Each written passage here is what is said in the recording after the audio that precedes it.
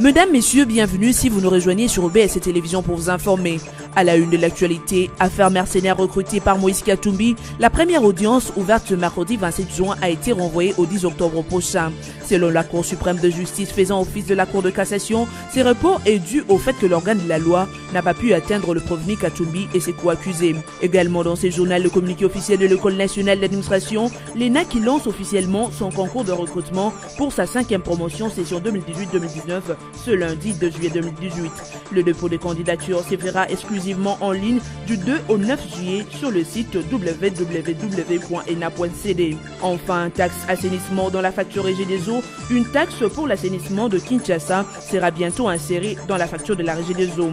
Une annonce du ministre d'État en charge de l'économie et du gouverneur de la ville. Une façon de faire intervenir le ménage dans l'assainissement de la capitale. Une taxe qui fera bientôt bouger la structure des prix de la Régie des eaux. La première audience de l'affaire deux mercenaires qui opposent le procureur général de la République à Moïse Katumbi, ancien gouverneur du Katanga, n'aura duré qu'une dizaine de minutes. Ouverte mercredi 27 juin devant la Cour suprême de justice, actuelle Cour de cassation, l'audience a été renvoyée au 10 octobre 2018, soit 2 mois avant la tenue de la présidentielle prévue le 23 décembre 2018. En croire la Cour, ce report serait justifié par le fait que l'organe de la loi n'a pas atteint le prévenu Moïse Katumbi Tchaboué et ses co-accusés. De leur côté, les avocats de la défense ont révélé des irrégularités quant au mode de la saisine de personnes poursuivies. Pour ces avocats, ces personnes n'étaient pas régulièrement saisies et le renvoi au 10 octobre prochain de ce procès est une bonne chose car cela va permettre à la défense d'introduire des exceptions de droit, parmi lesquelles l'incompétence de la Cour de cassation pour juger Moïse Katumbi dans l'affaire dite de recrutement de mercenaires. 26 armes AK-47 avec plusieurs cartouches et déchargeurs garnis ont été récupérées les mardis 26 juin à l'issue de l'opération des bouclages menée au Konkitindu, au Nord Kivu. Selon les commandants de la 34e région militaire, le général François Kamanzi, les détenteurs de ces objets militaires résidaient illégalement dans les camps avec leurs femmes et enfants. La 34e région militaire des forces armées de la RDC a mené ces bouclages en collaboration avec l'auditorat militaire. Une importante quantité de chanvre et boissons alcoolisées a aussi été retrouvée sur les lieux. Le général Kamanzi a appelé la population à collaborer avec l'armée pour l'aider à dénicher tous les détenteurs illégaux d'armes dans la ville. Il indique également que cette opération se poursuivra dans tous les quartiers de la ville de Goma. Lors de ces bouclages, plusieurs civils ont été arrêtés dans les camps de Kitindu et n'avaient pas d'armes sur les lieux. Cependant, les commandants de la 34e région militaire estiment que ces civils ne devraient pas habiter dans ces domaines militaires. Bientôt, une taxe pour l'assainissement de la ville de Kinshasa sera incorporée dans la facture de la Régie des eaux. L'annonce a été faite depuis mardi 26 juin 2018 par le ministre d'État en charge de l'économie et le gouverneur de la ville de Kinshasa. Pour le gouverneur de la ville de Kinshasa, André Kimbuta, cette taxe est importante et sa mise en œuvre requiert l'implication de beaucoup de sociétés d'État pour accompagner la ville dans la perception de cette taxe d'assainissement. Jusque-là, le ménage n'intervient pas. Il était question qu'on voit avec la Régie des eaux comment passer par la facture de consommation d'eau pour faire le recouvrement de la dite taxe, a ajouté André Kimbuta. De son côté, Joseph Kapika, le ministre de l'économie, l'incorporation de la taxe d'assainissement dans la facture de la Régie des eaux va booster le travail de l'hôtel de ville. La même taxe permettra à la population de participer à la lutte contre toutes les maladies meurtrières consécutives à l'insalubrité. Par ailleurs, un protocole d'accord sera signé entre l'hôtel de ville et la Régie des eaux à l'intention du ministre d'État chargé de l'économie qui, à son tour, établira un arrêté ministériel. Vu que l'insertion de cette taxe dans la facture de la Régie des eaux nécessite qu'on bouge la structure de prix. D'après André Kimbuta, il reste la réunion d'experts qui va se tenir dans le prochain jour. Un incendie s'est déclaré dans la nuit de mardi 26 juin 2018 au MSA 50 de l'université de Kinshasa où sont logées des étudiantes suite à un défaut électrique. D'après un étudiant, Une chambre est totalement endommagée, tout est perdu à cause de l'instabilité de l'électricité.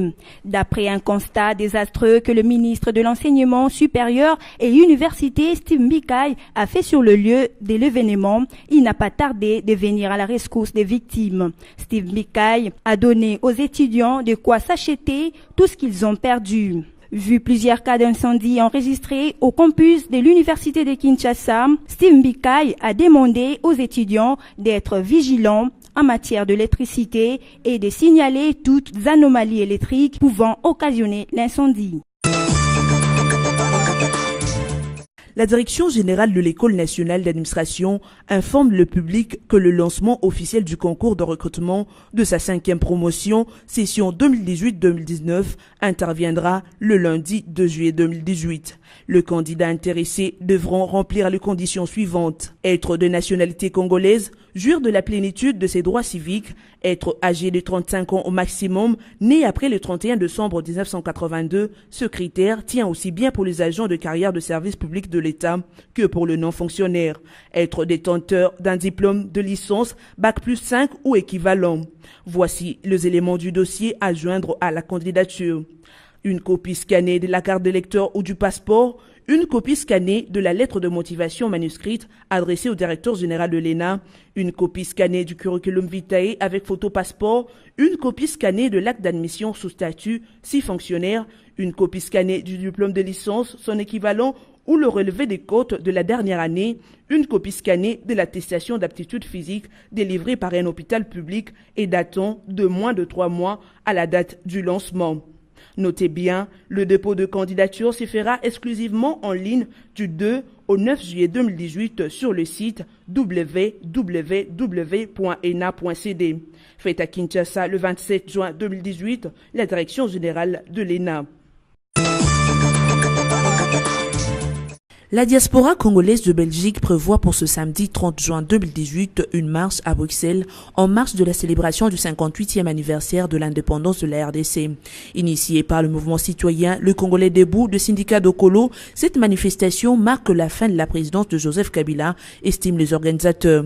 À côté de ce sens, cette marche est aussi une occasion pour le Congolais de la diaspora d'exiger les élections crédibles, inclusives, tout en rejetant la machine à voter, peut-on lire dans les communiqués de cette organisation. Le même 30 juin à Bruxelles sera inauguré au métro Trône la place de Lumumba.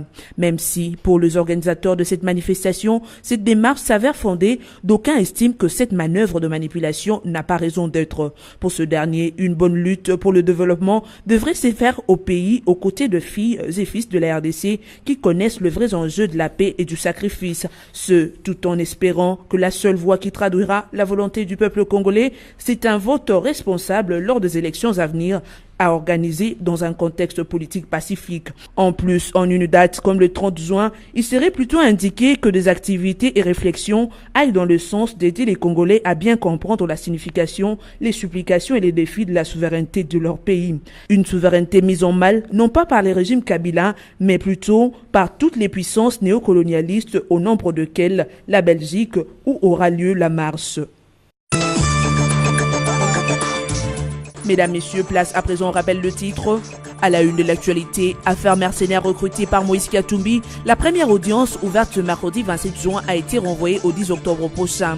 Selon la Cour suprême de justice faisant office de la Cour de cassation, ce report est dû au fait que l'organe de la loi n'a pas pu atteindre le prévenu Katumbi et ses co-accusés. Également dans ce journal, le communiqué officiel de l'École nationale d'administration, l'ENA qui lance officiellement son concours de recrutement pour sa 5e promotion session 2018-2019 ce lundi 2 juillet 2018. Le dépôt des candidatures se fera exclusivement en ligne du 2 au 9 juillet sur le site www.ena.cd. Enfin, taxe assainissement dans la facture Régie des eaux. Une taxe pour l'assainissement de Kinshasa sera bientôt insérée dans la facture de la Régie des eaux.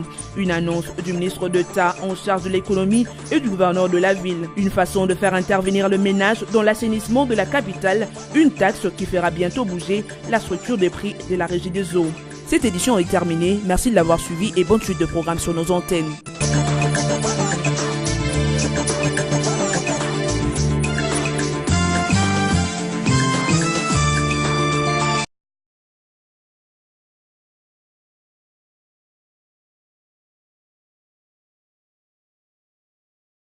Bon jeudi à tous, mesdames, messieurs, bienvenue si vous nous rejoignez sur BSC Télévision pour la synthèse de la presse en ligne.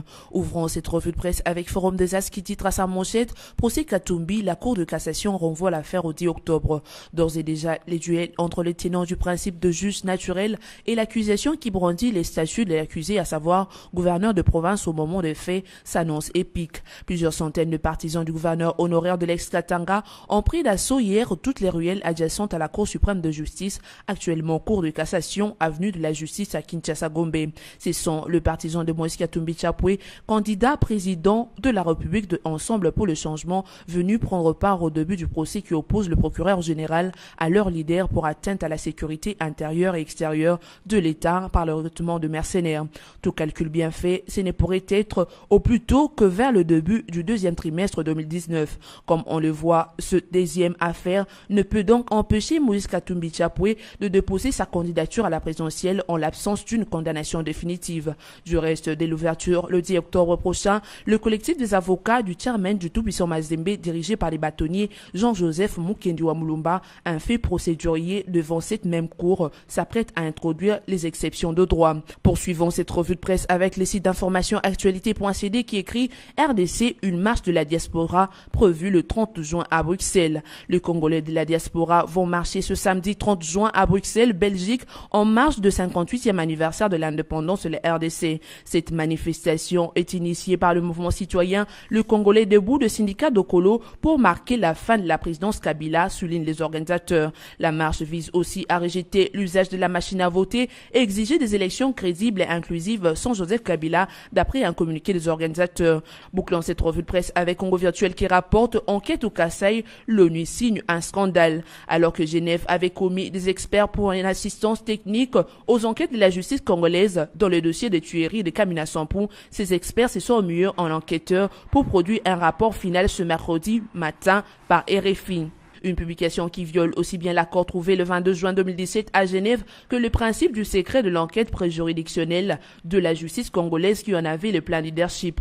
À Kinshasa, personne n'a cependant souvenance d'une enquête qu'aurait commise la Commission de droits de l'homme de Genève sur les tueries perpétrées pendant plus d'une année dans cette partie de la RDC. On se souvient simplement qu'il avait été décidé la désignation d'experts qui devaient venir en appui aux enquêtes déjà en cours de la justice congolaise. Cependant, pendant 4 jours, dans une nuit blanche, deux camps s'étaient livrés à une bataille épique entre deux options, soit une enquête internationale, soit la désignation d'experts. L'on avait d'une part l'Union européenne, Belgique, Grande-Bretagne, France et les USA, et d'autre part la RDC et le bloc diplomatique africain avec la Tunisie, l'Égypte, l'Afrique du Sud et l'Angola ainsi que l'Union africaine. C'est certainement un nouveau point de friction qui s'ouvre entre Kinshasa et les Nations Unies au sujet des enquêtes menées depuis juillet 2017 au Kasaï sur les tueries liées à l'insurrection des Kamina Sampou.